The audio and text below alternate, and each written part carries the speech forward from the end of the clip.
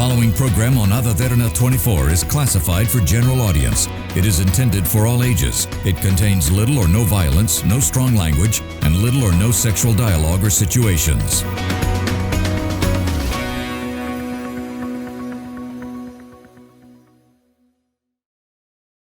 The following program contains opinions of the participants and does not reflect the views and beliefs of the Derana Media Network. The network believes in a safe space for all ideas to be expressed without any censorship and on its duty to create such a platform for free speech. Viewer discretion is strictly advised.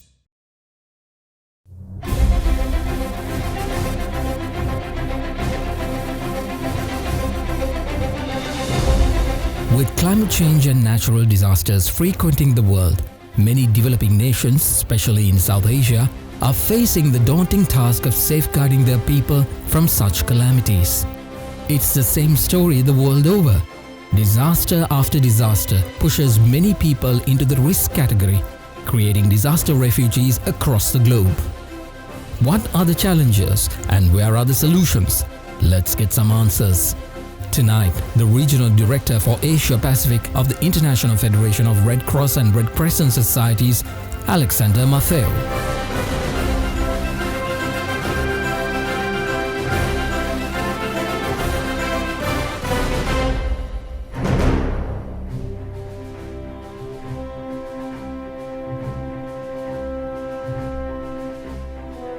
A very good evening to all our viewers. Thank you very much for joining me on yet another episode of Get Real, where we speak to notable newsmakers and personalities all across the world.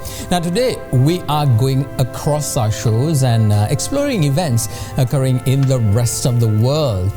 Statistically, around 7 major disasters and over 20 minor disasters just in 2023 worldwide, ranging from tornadoes in South and North America to the massive earthquakes in Turkey to the recent cyclone, even here in Sri Lanka, what we experienced a few days back.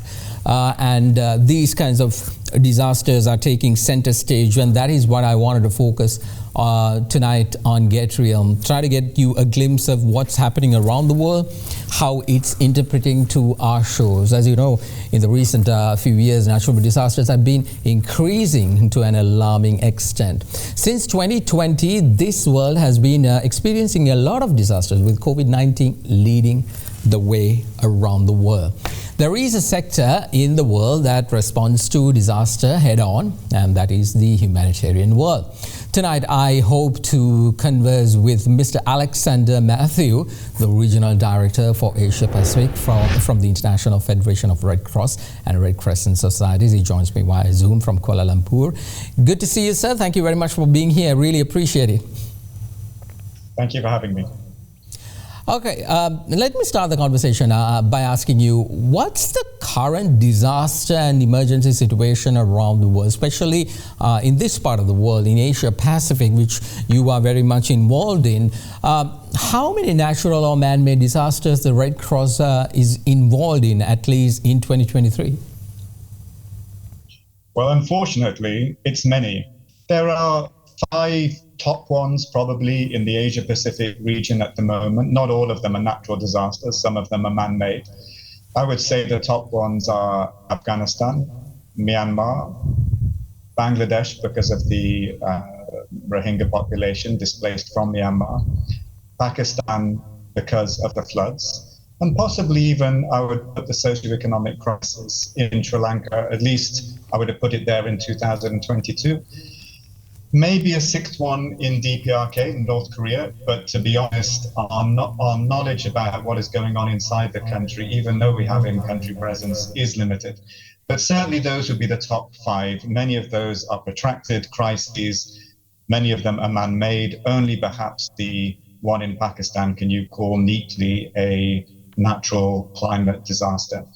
However, on top of that, we respond to approximately 2 extreme weather events per month across the Asia-Pacific region. Those are not big enough to go to a large international appeal, but they're large enough to warrant an international response using our international funding mechanisms, which in the IFRC we'll address. Those are activated about twice a month. Today, we will be deciding whether or not to launch an international appeal for the cyclone that hit Myanmar over the last 48 hours. And that may be another significant disaster, but we're still learning about the scale. So I would say 5 to 6 big, protracted, ongoing crises and multiple extreme weather events that we respond to at least twice a month. Indeed, I understand that you have been in the humanitarian field for quite some time, and in that time, how has the humanitarian landscape changed? Because we're trying to figure out, is it the same way that you all responded during, let's say, in the 50s, 60s, 70s, or even in the 90s? And from that to today, the world experienced the COVID-19 entire pandemic, which was completely a first for a lot of people around the world. So has the humanitarian landscape changed? Well, it's changed in a number of ways. Well, for one, the external environment has changed. Right now, we are dealing with multiple simultaneous crises going on at the same time, and we are dealing with ever more frequent extreme weather events. So the number of operations that we are responding to in 2023 is significantly larger than, for example, 20 or 30 years ago. Plus, more internally, the capacity of the humanitarian system itself has increased. So now it is not unrealistic to expect that if there is a natural disaster in any point of the world where the national capacity is overwhelmed and providing permission is given, then the international humanitarian system is able to launch a response, perhaps not within days, depending on what capacity is in country, but certainly within weeks, to provide assistance to people affected by that disaster. It is a larger system, it is a better funded system, and it is a more global system. And although it is far, far from perfect, and we can perhaps unpack some of the challenges in this conversation, I will start with a positive note that it does do incredible life-saving work. If we look at one crisis in Asia Pacific, a very significant one, 5 years ago, where 700, 800,000 people crossed the border from Myanmar into Bangladesh, really with nothing. I was there very few days after they crossed. They came with nothing. If that had happened 50 years ago, certainly 100 years ago, a great number of them would have died from hunger, from infectious diseases, from diseases caused by lack of water and sanitation, from clashes perhaps with the local community. But what we saw in 2017 and over the last 5 years is that the government of Bangladesh, even though it is not a signatory to the Refugee Convention, it nevertheless acted in the spirit of that convention and provided safe haven for the people who crossed the border. And the international humanitarian system, in all its forms, mobilized relatively quickly and has provided shelter, medical care, food and water for nearly 1 million people over 5 years. And very few people have died since they crossed over into Bangladesh. So the system, providing it has partnership with a host state, does provide critical life-saving work in times of emergency. And that really is a global good that we can all be proud of. It is not perfect. It is very, very stretched at the moment. But it has a lot of successes to its credit. Indeed. Now, just like you explained, we see the frequencies of disasters increasing, and organizations like the Red Cross are being stretched to their limits because you said even at the beginning of the conversation that there is so much going on. So one crucial element to helping people is having more money in the bank and in your financial, ways of getting the money. And in your instance, your funding is based on donations per se, majority of it. So how are you expecting people to donate more in face of this increasing number of disasters? Because people also don't have more money to give. When there is a disaster, like in the past, it could be like 5, 6, 7 disasters all around the world, and people feel to give. But right now, even because of the number of disasters increasing, at home also they feel a lot of a crisis situation. So how are you managing this? Well, it's a good question, and it is very stretched at the moment. And I fully understand that it is overwhelming seeing the range of different disasters happening around the world at the same time. And well-meaning people who want to help may genuinely be torn about which of the multiple crises to contribute to. It's remarkable, really, that even during the pandemic, even during the economic downturn which followed the pandemic, people have continued to give generously around the world. The crisis in Ukraine was an obvious one that mobilized massive international support.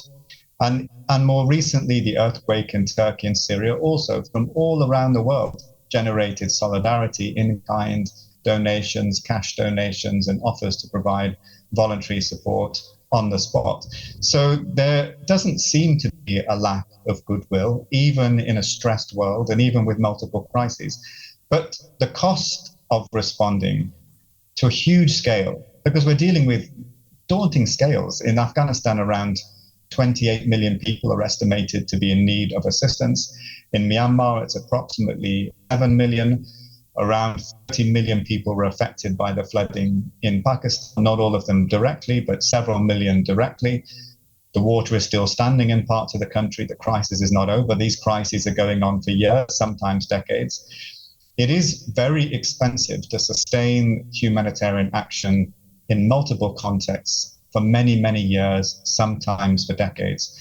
Now, governments are big contributors to the UN humanitarian work, to the work of the International Red Cross and Red Crescent movement as well. So while those governments have continued to be generous, the cost of humanitarian action has gone up. So certain things are going to need to happen in the years to come. One is those traditional donors will need to stay engaged. Secondly, we do need to see more governments around the world taking an interest in the global humanitarian system. So more from China, from India, from Russia, from the Gulf. All of them are giving, but still the financing is dominated by Europe and North America at the moment. And perhaps most critically, local organizations need to be supported. So supporting the Sri Lanka Red Cross, for example, just at a local level, can alleviate a lot of suffering and meet a lot of needs in local communities.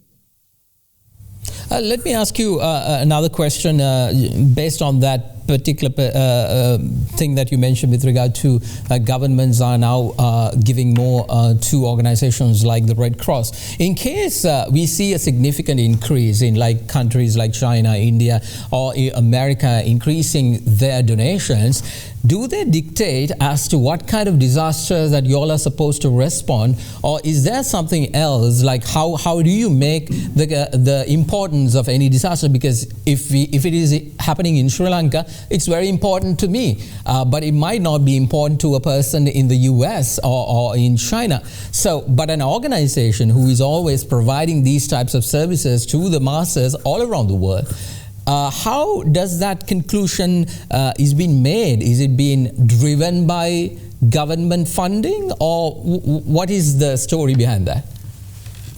Yeah, well, thank you for asking that question. It is a very important one. It would be ideal for us if the money was all pooled in one general pot and we could allocate it according to need. Unfortunately, that's not the way it works. So some humanitarian crises are more favored by donors than others, and that has a distorting effect on some contexts are overfunded and some are barely funded at all. And sadly, that is not based on need. That is based on which crises are perhaps more, where there's more solidarity, more geopolitical interest, more political alliances, they tend to get prioritized. So Ukraine, a classic case. I mean, I wish them all the support in the world. I was stationed there when the conflict broke out, very close to my heart, but it is an overfunded context from a humanitarian perspective relative to others. Whereas the Horn of Africa, which went through a terrible hunger crisis, which is still going on, is very poorly funded. And those allocations are not really based on need, they're based on which contexts are prioritized at any one time. So a context that's very much in the news for those 48 hours, for the few weeks, it's worrying the world, it's causing waves of solidarity and empathy around the world. They can raise quite a lot of resources in that moment of solidarity. But 2 years on, the needs may still be there, and there's almost no money being raised for them. That's a constant challenge we face. I mentioned the camps in Bangladesh. Let me ask another question based on that as well. If by any chance the Red Cross understands that there are emergencies where it is overfunded and there are emergencies that is underfunded, and you said that media plays a pivotal role in this, if that is the case, these organizations like the Red Cross starts advocating whoever is giving these funds to telling maybe this is not the place you should give the funding because there are so many other people in the rest of the world, because that advocacy cannot be, because if you come and ask from a Sri Lankan whether the Sri Lankan disaster is more important, obviously he's going to say yes. But in an instant like that, the Red Cross, because it's a global organization, it is in a better position to advocate for these less funded disasters. How do you manage that? How do you tackle that? Well, we do that all the time, and you're right to presume that we do. We have donor advisory groups of the major donors where we brief them on all the contexts in the world that need support, not just the ones that are in the news. We do visits to capitals, we meet their representatives and embassies around the world, and we make the case for where we think the need is greatest. We have a Red Cross or Red Crescent Society in every country in the world. They are also our champions. In the case of Sri Lanka, it was an important context for us. We recognized that the socio-economic crisis had a very negative impact on millions of people. And we were very keen to work with the Sri Lanka Red Cross. It was very keen to scale up humanitarian assistance. But it was a hard argument to make when there were so many other crises going on in the world. A hard argument partly because it was largely triggered by a socio-economic crisis, rather than an extreme weather event, which is normally the sort of trigger that would mobilize humanitarian financing.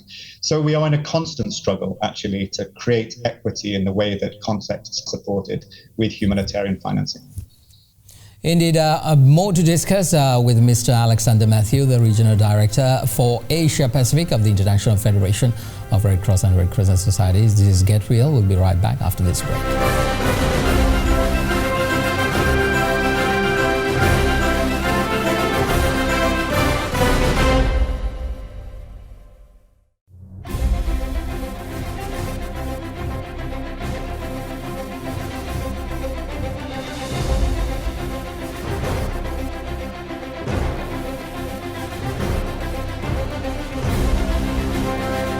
Welcome back everyone to Get Real. Tonight I'm in conversation with the Regional Director for Asia Pacific of the International Federation of Red Cross and Red Crescent Societies, Alexander Mathew. He joins me via Zoom from Kuala Lumpur, Malaysia. Mr. Mathew, we've been discussing how the humanitarian landscape has changed.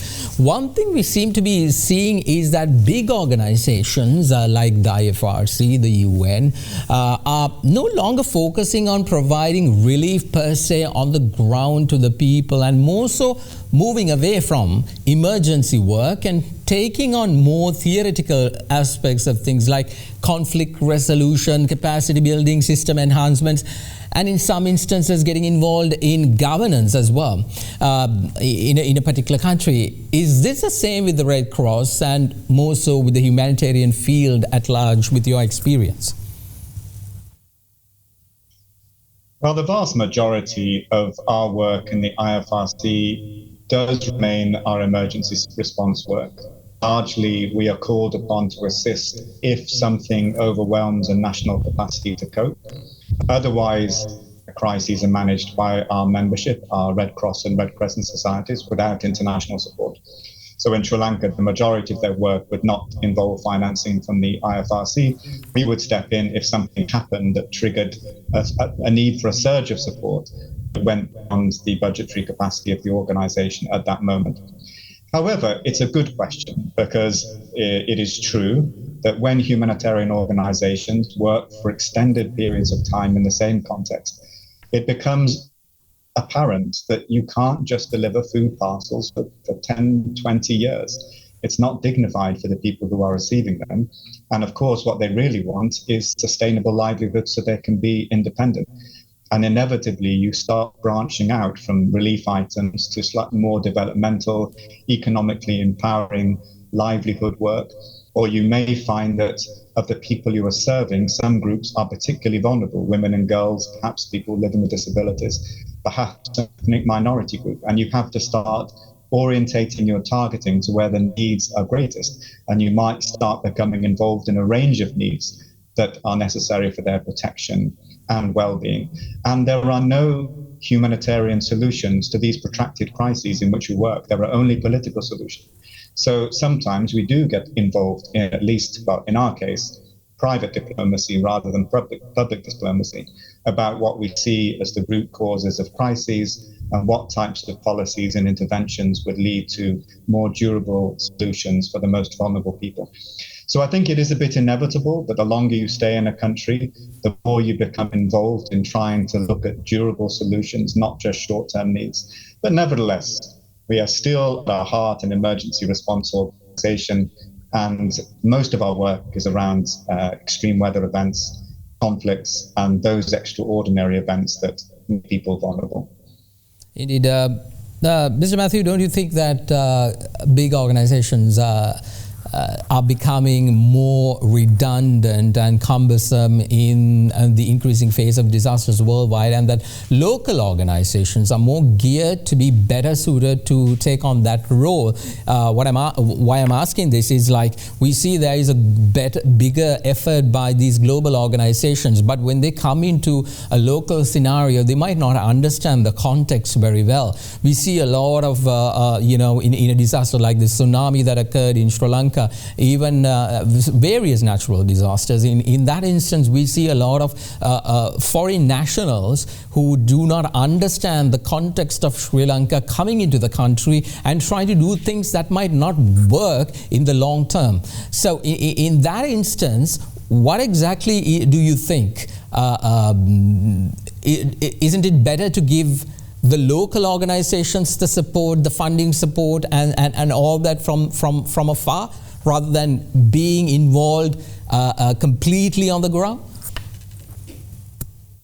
Well, that argument is well acknowledged within the humanitarian system, and the weaknesses that you identified are admitted and acknowledged. And there is something that we call localization within the humanitarian system, which is basically to address the issues that you just identified and to ensure that responses are as local as possible and only as international as necessary. Certainly for the International Federation of Red Cross and Red Crescent Societies, that goes to the heart of who we are. We are actually a relatively small on our international side because all our work goes through the National Red Cross and Red Crescent Societies. In our response in Sri Lanka, for example, it was not the IFRC doing the work, it was the Sri Lanka Red Cross. And that is how we work everywhere in the world for precisely the reasons that you say. I would say that there are some reasons still that you have to mobilize the international system. If something really big happens, then national organizations are as affected as everybody else. Their offices may be destroyed, their vehicles may be destroyed. They may need to prioritize looking after themselves and their families in the short term. It may be that they're relatively small organizations that can't handle large amounts of money through their financial and HR systems, that were fine if their budget was just a few $100,000 a year, but not fine if it's suddenly 100 million. And then you do need to build a system around it temporarily to ensure good accountability and to provide some surge support. Also, in times of conflict, it is actually often useful to have a neutral and impartial humanitarian organization that is able to maintain relationships with all sides of the conflict and be trusted by both sides in a way that it is quite hard for national organizations to do. However, as a rule, I very much support what you said, that as much as possible, local organizations should be, they are anyway, whether we want it or not, are and must be the front line of response. They should be supported to design the response and the recovery phase, and the international side to surge in only when it's necessary to do so. There are moments when it's necessary, I think, but hopefully that will reduce in the years to come. as national capacity all around the world increases. That's our mission in the IFRC, that every country has a strong Red Cross or Red Crescent society that can be the first community-based responder to every natural and man-made disaster, small, medium, or large, as independently as possible. That is what we're working towards. Indeed. What kind of capacity building are you all engaging in terms of, you just mentioned saying that the local systems might get very overwhelmed with a certain particular disaster and they might not be having the capacity to respond the way they are supposed to. In an instant like that, getting support from various parts of the world and trying to execute that particular humanitarian process is vital. But is that the solution? Like in every single disaster it occurs, so you are bringing people from around the world and trying to address it. Don't you think the capacity building of the local actor might be better, and making sure that they have the systems, they have the facilities, they have everything geared and ready to go, rather than bringing it at the moment that it is required? Absolutely. And that is the ongoing mission of the IFRC. And I think more and more humanitarian organizations are aligned with that philosophy. Not all of them, I would say, but more and more of them. And certainly for us, it is the same. If you, again, take the context of Sri Lanka, where we have tried in our own small way to provide some humanitarian support to people affected by the socioeconomic crisis. Of international staff, there was a maximum of 1 or 2 at any one point in the country, usually 1. All of the work was done by the Sri Lanka Red Cross, their staff, their volunteers, and that is the way we try to work all around the world. In the recent case of Turkey and Syria with the earthquake, these are 2 very strong Red Crescent societies, and they were not keen on having a large parallel structure of international delegates working alongside them. They had the warehouses, they had the vehicles, they had, in most cases, I mean, Syria is a bit complicated, they had the trust of most of the affected areas and were able to mount the response independently, but they needed the humanitarian supplies because a lot was in demand, and some financing to purchase more of those non-food items and food items for the affected population. So that is what we aspire to everywhere. It's not the case everywhere. Some countries have strong Red Cross and Red Crescent societies, some frankly do not. Where that is not the case, it is our hope that we can support that capacity to develop and grow in the years to come. And in some cases, it's already there. In Asia Pacific, in most parts of Asia Pacific, the Red Cross and Red Crescent societies really are very independent now and have a light touch international support, exactly for the reasons that you say. In terms of providing support, if you look at South Asia, you see the countries have a similar culture, similar way of doing things. Is there a focus like to strengthen those clusters and to make sure that those countries, like if you look at currently this cyclone which we experienced, Myanmar is taking a hit, so is Bangladesh. So Bangladesh is in the region. We have the capacity in terms to help them. We understand the culture. We understand all that kind of things that is going on in those particular countries. Is there like an effort by, especially like the IFRC, in order to make sure that, you know, let's build the capacity of these entities within the region, and to make sure that the region responds to the region rather than looking, you know, getting someone from America or the UK or some other country that is way far away from that particular site of the incident? Yes, and I'm sure that is the future as well. I mean, interestingly, in Sri Lanka in 3 weeks' time, the leaders of all the Red Cross and Red Crescent societies of South Asia will be meeting precisely to discuss those issues. How can they support each other? How can mutual aid and collaboration increase the regional response as well as their national responses? Who is strong at what, and how can that be useful to their neighbors and so forth? That is very much how we work, about building a network, sub-regional, regional, and global. And it is for us. I mean, for us, it's the founding idea of our international federation. It was founded just over 100 years ago, just after the First World War.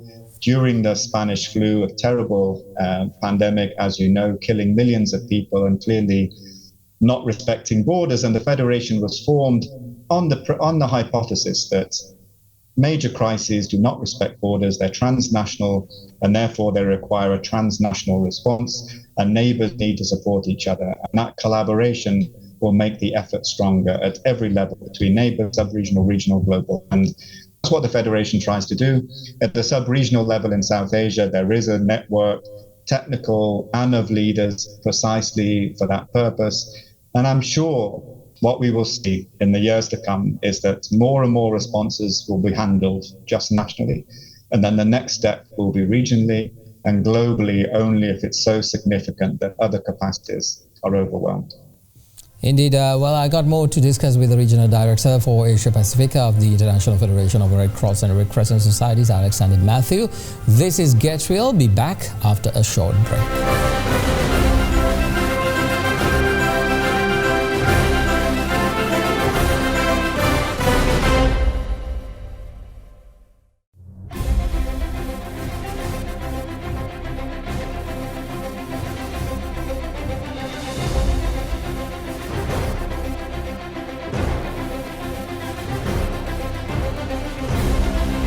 Welcome back everyone to Get Real. I'm in conversation with the Regional Director for the Asia Pacific of the International Federation of Red Cross and Red Crescent Societies, Alexander Mathew, who joins me via Zoom from Kuala Lumpur in Malaysia. Mr. Mathew, we've been talking about a lot of aspects of the humanitarian field in the world. Now, if I may ask, one of the criticism for quite some time against well-established humanitarian organizations like the IFRC has been that y'all are more about taking the pot of money that you get from donations to maintain staff and officers around the world, and not so much that the money is going to the people in need. In some instances, when you look at operational budgets, a lot has been spent on lavish meetings and gatherings and not so much on helping communities that need that support. And to be fair, that's why people donate, so that the people in need can get it. How do you respond to that? And what is the case with the Red Cross? Is the Red Cross is also similar, or what differentiates you? Well, I hope it's not true of us. But first thing I would say is that it is true that the humanitarian system has become more expensive to run. Even in my own career, when I started, it was quite light touch. You were sent somewhere. You contacted your headquarters every few weeks. No emails, just occasional phone calls, and you focused on delivering the service you were paid to deliver. Now, significant things have changed for all of us. That communication is now possible 24/7. Travel is easier. It's cheaper. It's easier to convene, and therefore we convene more often. It's easier to stay in touch, and therefore there's more control from the headquarters. I mean, that is not just the humanitarian system. That is everywhere. Plus, the money that we receive, we used to receive it with very few strings attached. It was just a leap of faith. In our case, it went to the Red Cross. Therefore, it's gone to a good cause. And there were not many more questions asked. Now there's a huge fear on behalf of donors that aid could be diverted, money could be diverted. And therefore there's a lot of checks and balances and controls in the system that were not there before. And there is no choice, but you have to build a bureaucracy to handle that. If we are being asked to audit, if we are being constantly asked to produce financial reports, if we are being asked to regularly monitor, etc., manage risks, track any integrity issues, and that's probably all a good thing, but it comes with a price tag. And therefore the humanitarian system has got bigger in order to handle the compliance demands that are placed upon it. It's got bigger because its capacity to monitor is far stronger than it was. It's got bigger because it's operating in multiple places more than in the past, and it's got bigger because the amount of humanitarian financing available over the last 20 years has increased considerably, and therefore the workload that goes with it has also increased. I hope, in the case of the IFRC, we really try to fight the tendency of absorbing the money in the international side of the system, rather than onward granting it to the national organizations and onto the communities who are affected. We are regularly audited to check things like that. We monitor it ourselves. it would be a real red flag for us if we saw that we were keeping more money than we should, than is essential, and we were not onward granting it. It's something that we would track and follow up. But it is true, the humanitarian system, the international side, has become more expensive. And it is one of the reasons, going back to one of your earlier points, that the localization efforts, the efforts to try to ensure that it is the community-based organizations, the national organizations, in our case, the Red Cross and Red Crescent organizations, are supported primarily at a national level, so they can respond as independently as possible without the expensive international system needing to be mobilized each and every time.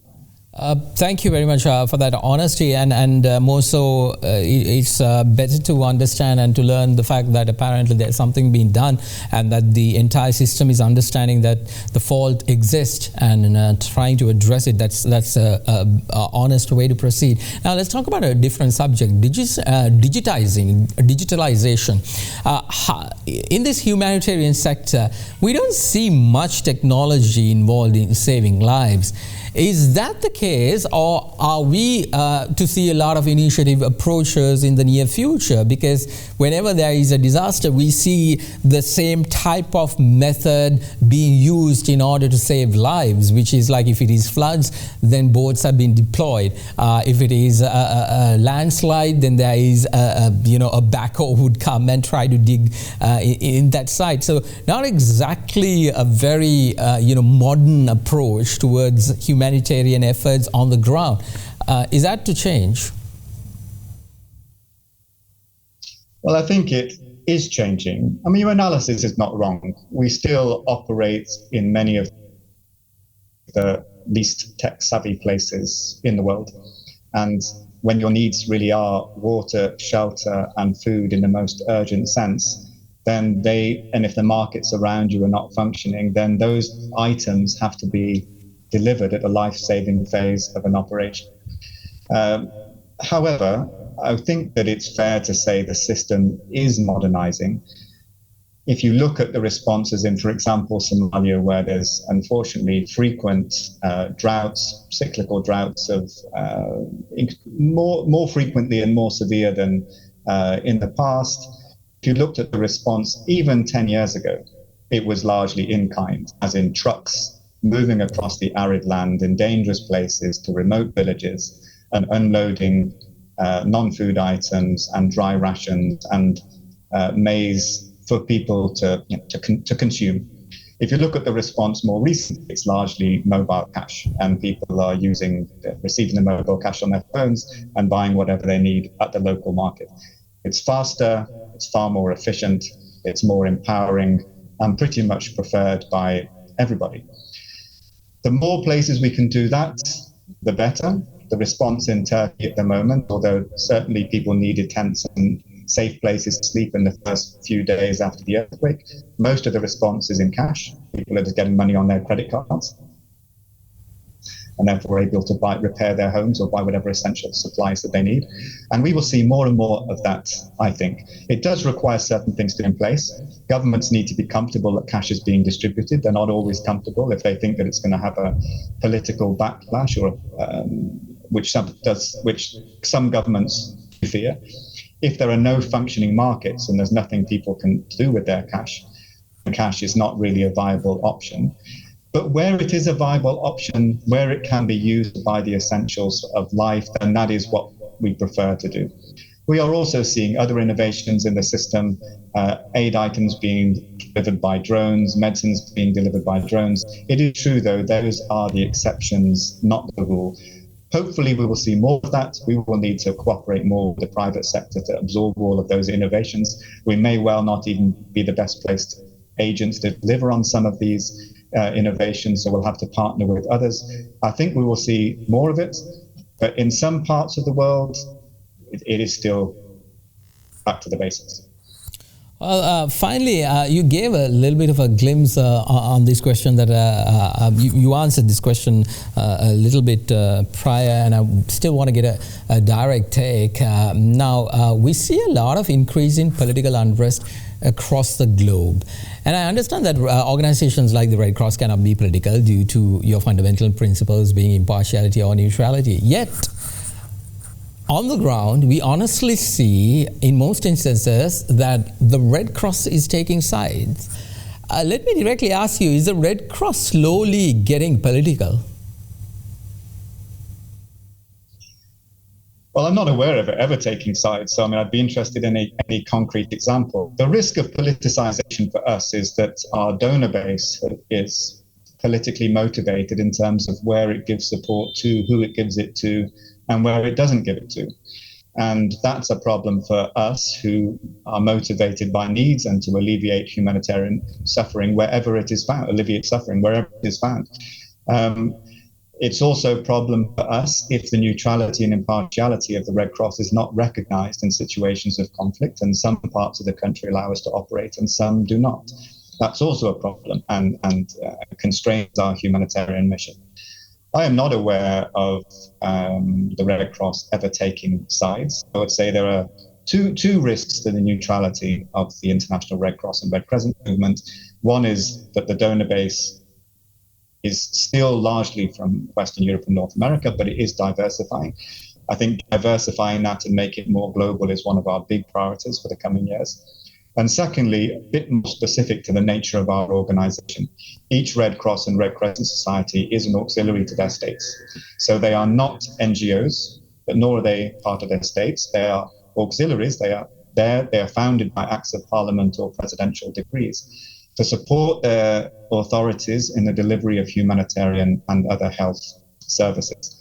Now, if that auxiliary role is abused, or if they are brought a little bit too close to power based on that auxiliary role, in some countries we have felt uncomfortable in the present day, and certainly in our history, that auxiliary role is somewhat at odds with independence and can even be at odds with neutrality. But I'm not aware of any cases of certainly the International Red Cross and Red Crescent movement taking sides. All right, we had to leave it at that. Our sincere appreciation to the Regional Director for the Asia Pacific of the International Federation of Red Cross and Red Crescent Societies, Alexander Mathew, for being on the show. Well, that's all the time we have for you on Get Real tonight. On a programming note, make sure that you tune on to Ada Derana 24 this Thursday, the 18th of May 2023 at 5 p.m. where we commemorate our brave men and women on War Heroes Day. We will be joined by former Commander of the Air Force, Marshal of the Air Force, Roshan Gunathilaka, and former Commander of the Sri Lanka Army, General Daya Ratnayaka. The War Heroes Day Ada Derana special presentation kicks off at 5 p.m. live here on Ada Derana 24 on the 18th of May 2023. That's Get Real for this week. Thank you very much for watching. Good night.